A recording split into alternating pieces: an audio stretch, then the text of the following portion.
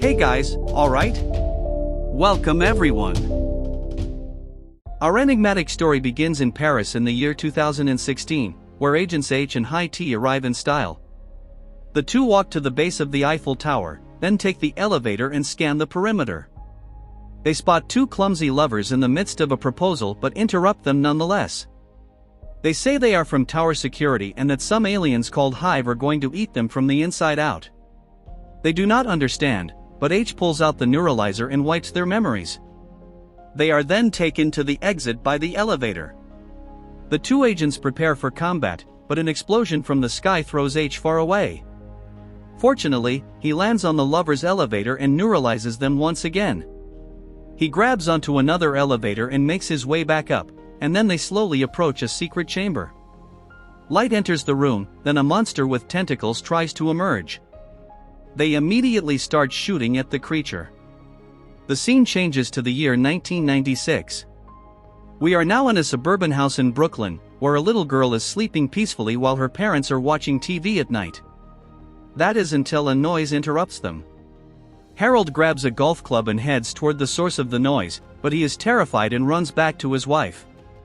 His wife asks him to call the police, but there are no cops that fast.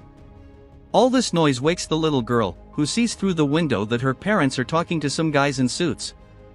The little girl sees the creature next to her and then sees her parents being neuralized. The little girl's name is Molly Wright, and when she hears her parents approaching, she throws the small alien out the window. Fast forward many years, Molly grows up and becomes a respectable law enforcement agent, applying for the FBI. She tells her future employers that she is going to apply to the division of the men in black suits. She tries to apply for several positions but ends up in customer service. During her work, she installs a satellite tracker on her laptop and receives news of an anomalous object entering Earth's atmosphere. Her co-workers become interested, but then she tracks the location of that anomalous object and takes the day off. Back home, she sets up her personal satellite dish and then hacks NASA's systems to try to track that location. She takes a taxi to where she thinks the crash will happen, but sees no sign of anything. Until those pigeons reveal the virtual facade of an occurrence, and then she sees everything: the fallen ships, the investigation by the men in black, and the alien being taken away. She follows it to a familiar building and manages to get past the guard, pretending to be one of them. She gets in the elevator, but the talking dog and the guard turn her in. The elevator considers her an intruder, so she is taken for interrogation. Agent O enters and does a background check on her. After that, it's time for the neuralizer. Molly asks for a moment and makes a plea, saying it was the same device that wiped her parents' memories, but not hers. She states that she spent 20 years looking for them until finally finding them. Agent O then intervenes personally to talk to her. So she says she wants to be recruited. Agent O asks her to convince him while she says she absolutely has no life and no distractions, and wants to fill that void. Agent O seems slightly convinced, then analyzes her results, and after 2 weeks of training, she passes with flying colors. She receives a new uniform, some accessories that come along, while O wipes the traces of her identity and history. Soon she gets her first mission but wants that vibrant cylindrical toy. O says she is under evaluation for now, and when she climbs the ranks, she can get the vibrant one. Molly no longer exists, she is now Agent M. We go to London, where we see H drinking shots in a dark place with other shady men. He makes some small talk and then wins a poker game by picking an ace card from a caged hydra. He wants to talk business, but one of the aliens does not want to negotiate with the men in black, so H is subdued. He reacts, and during all this turmoil, the alien hydra escapes its cage and starts biting the men. He defeats the goons and then keeps the cerulean alien in the sight of his gun. Unfortunately, the hydra bites him, and only the boss's wife has the antidote. The hydra also bites the cerulean mafia boss, and only Emily has the antidote. H then pleads with her, saying he will give her anything she wants. It seems she wants to have a great night with him. The next morning, H wakes up and quickly gets out. Molly, on the other hand, takes the secret MIB express train, where she encounters many aliens and agents. As soon as she boards the train, it transforms into a high-tech hypersonic train and takes her to London in a matter of minutes. She exits that speedy vessel and tests a report for new agent orientation. She is warmly welcomed at the MIB London Centre, where there are standard suits and aliens everywhere to see, and then meets Agent High T, who is the head of the division. Then he invites her, but not before causing a bit of panic among the cute aliens. After that, she receives a compass from Agent High T for her orientation. The scene shifts to Marrakesh in Morocco. This janitor is having fun while cleaning the floor until a power overload happens, forcing him to fix the circuit breaker. He heads to the panels, but the circuit breaker keeps turning off behind him. Two intergalactic beings are watching him and then end his days of dancing. After he is taken down, they disguise themselves as him. The next day, the two go to a shop and threaten the local shopkeeper, saying they want to see the queen. They are taken to the back, where small frog-like creatures respond to their questions. They say they want to eliminate someone and show a picture of the target, but the little knight says they do not partake in assassinations as part of their treaty agreement. This, of course, irritates them, and they display their galactic power, forcing them to renegotiate elsewhere. H is driving to a local store when he sees an old man named Charlie, who is the security at the entrance of the MIB's underground facility, where Molly was getting familiar with their history. Nerline, the alien beside Molly, slows down and manipulates time to observe H walking, but is scolded and discovers that H once saved the world from the Hive's filthy clutches. Molly storms out in anger to try and memorize the homework while there's a morning meeting of senior agents about the incident in Morocco. H arrives late to the meeting, where he has a little debate with one of his fellow agents. He is invited by High T to take a seat and calm down. Then they talk about the alien of interest named Fungus, the Ugly. High T states that Fungus originates from Jabba B, and wants to have fun but needs an escort. H seems to know a lot about Fungus since he has spent some time with him before. Then High T assigns him to be the alien's escort, since he specifically asked for him. Later, H is napping at his desk, and Molly approaches, but he seems to be out cold. So, she bangs on the desk, introducing herself and offering her help on the escort mission. Molly has a dossier on the entire mission of being an escort, but H is not really interested as he prefers to work alone. Hearing this, Molly respectfully steps back. Then H takes a look at that dossier and changes his mind, thus accepting Molly for the case.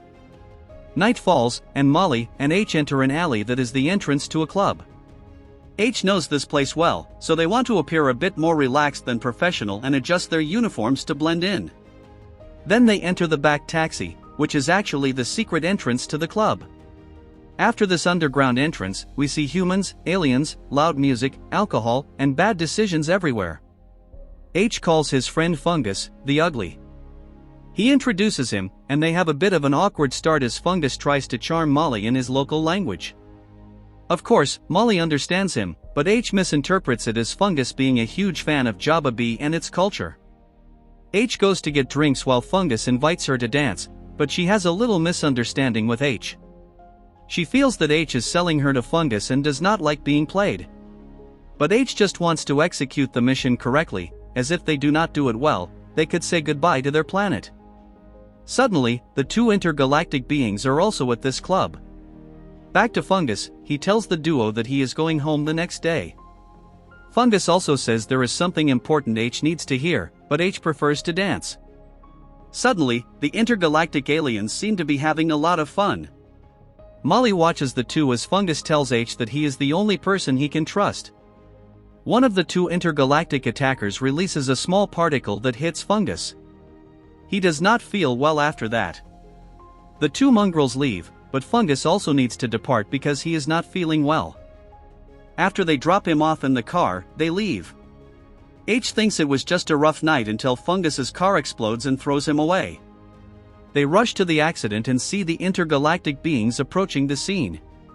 The agents keep the other two at gunpoint and then ask them to put their palms on the ground, but both slowly reform the ground until they hit the agents with a shockwave, thus throwing them backward. H starts ordering Molly to fetch more weapons from strange places in his car to keep shooting at those beings, but they are easily absorbing the shots. Molly goes to tend to Fungus while H provides cover.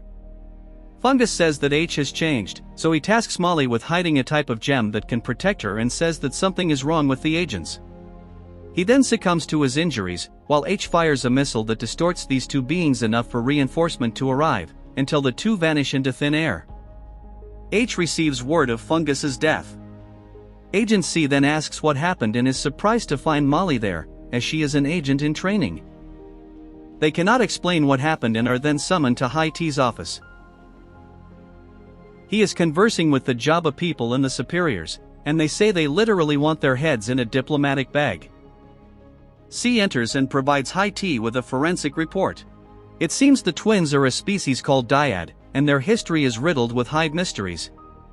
Due to the damage caused by the two, the agency requests their elimination and neuralization, but Molly presents High T with a good reason not to eliminate them, saying there could be a traitor among them and the agency. C is instructed to find the dyad twins, and Molly is given the task to work with him. H then gets scolded for not acting in accordance with standards, but he apologizes and pleads to be on the case. High T agrees, so he goes to see C and Molly. H takes him to try to solve the case alone, but Molly says she was about to break down the substance found at the crime scene. It seems this substance killed Fungus, but H seems to know what that recreational fluid is and knows where to find it. The two take the hypersonic train to Marrakesh, then go to a shady-looking garage.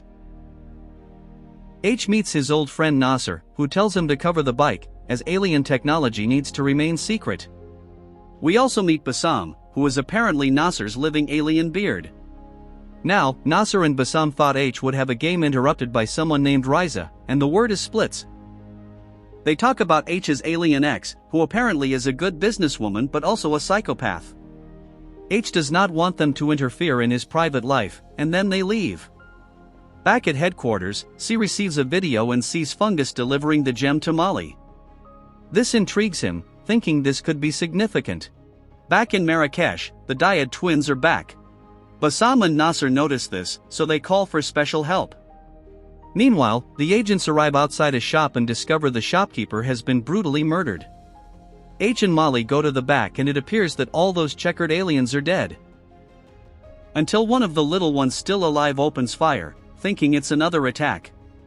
With the queen out of commission, Pawnee thinks of doing something against himself, as he now feels useless in the most painful way possible.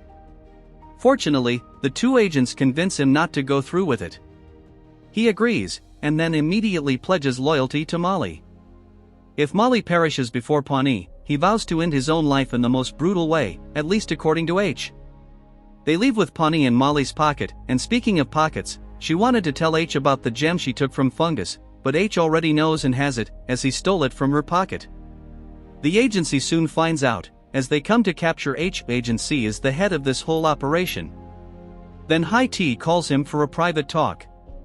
He is not too happy with C spying on H and Molly, but C reveals the recordings of the gem and then says Fungus stole it from the Jabba army. Facing reality, High T has no choice but to allow C to operate this mission.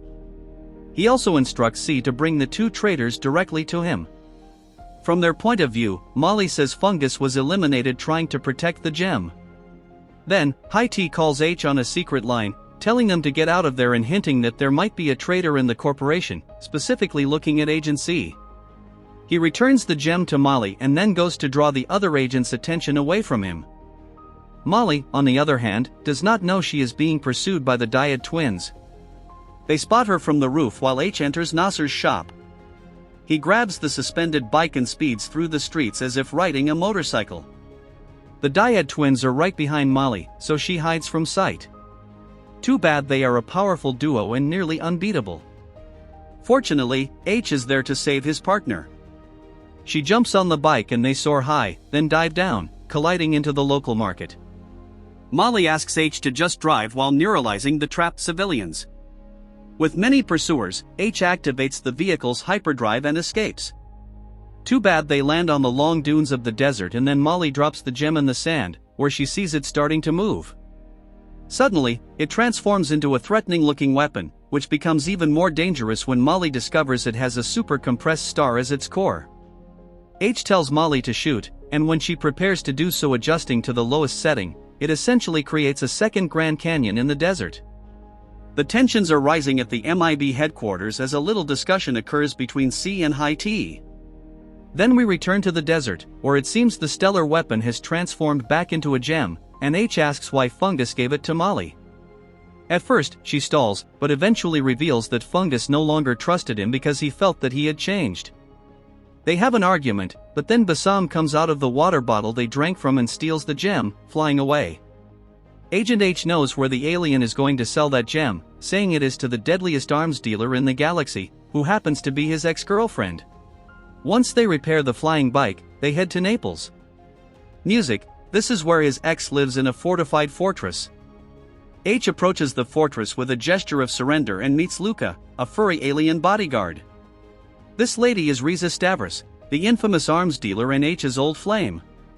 Somewhere on the boat, Molly appears stealthily while H walks with Luca to Riza's property until he finds the dealer. She greets him adorably and then gives him a punch as a peace offering. H offers Pawnee, and she likes him in a twisted way. Apparently, H was originally assigned to take her down but ended up falling in love with her. All this is being overheard by Molly as she climbs a cliff. Riza is flattered, but the charade ends because she knew all along, so she asks Luca to throw him out. H defeats some of the guards and sneaks back. He disables the island's security systems, and while the little Pawnee distracts Riza, Molly seizes the opportunity to retrieve the gem, but Riza captures her and holds her at gunpoint with a laser pistol. A fight ensues between Molly, Riza, and Pawnee, while H fights Luca. Molly shows she has no chance against Riza, but using her intelligence, she leaves her trapped in a rope. Agent H even tries to fight, but Luca is too strong and easily defeats him. With no choice and needing to save the friend, Molly hands over the gem, and Riza flees with the artifact, ordering Luca to destroy the two agents. Molly discovers that Luca is a Tarantian and remembers that alien race. Apparently, Luca also recognizes Molly. Luca then backs down and Riza is forced to give up the gem. Everyone exits peacefully until the Dyad twins arrive. They came for that weapon, however, H threatens to fire the gem at them to protect the Earth, but the Dyads say they are also trying to protect theirs. Suddenly some agents appear and obliterate the Dyads. Soon they discover it was Agent High T who helped them. He congratulates the two when they return to headquarters, where they keep that weapon safe until the job of retrieving it is completed. The two feel this is an empty celebration, so H tries to look for the Dyad case file, but he and Molly discover it has been deleted. They search for the Jabba weapon and it has already vanished from the vault. Molly finally deduces that Agent High T was the imposter all along. C says the imposter is heading to Paris, but before they go, H makes sure to take the blame for the betrayal because if High T is accused, the agency will never recover. The two agents then take off in a flying Lexus, and C calls him saying that the hive is back. They arrive once again at the Eiffel Tower and discover that High T neuralized H during the first incursion. They find High T and his plan is to deliver the weapon to the hive. High T then transforms into a monstrous alien and a fight begins between them. It's evident that neither has the strength to combat the enemy. Trying to help Agent H, Molly is shoved into a portal, but the courageous Pawnee goes to her rescue and pulls her back. H manages to grab the weapon and Molly fires that weapon at maximum power, completely obliterating High T and the intergalactic hive creature. After the great victory, Molly is regularized and officially an agent, and H is promoted to the head of the London branch in a probationary stage.